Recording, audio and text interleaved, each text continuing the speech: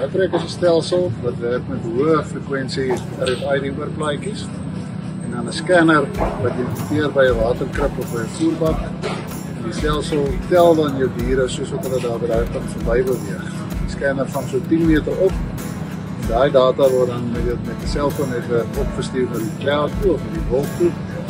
En dan doen ons nou 'n klomp nuttige goed met daai data. So ons gee vir jou 'n klomp bestuursinligting, dragtighede, medisyne wat jy toegedoen het, kalwings. Jy kan kalvers koppel aan koeie, jy kan allerlei goed wat mense tipies sou doen met 'n Excel stelsel of so, kan jy nou van jou selfoon af doen. Hertrek is 'n monitoringstelsel wat die veeprodusent kan gebruik om sy data in te samel en te stoor van sy vee en wild om naspeurbaarheid, rekordhouding en algehele bestuur te verbeter en te vergemaklik. En die belangrike ding is jy het nou 'n stelsel wat outomaties jou vee tel elke dag. So daai wonder is alles reg. Word hierdie stelsel dan weggevat. Die stelsel het ook 'n manier wat hy met 'n sensor jou kripvlakke meet en jy het gemoedsrus om te weet jy het water in die krippe, die diere is almal daar.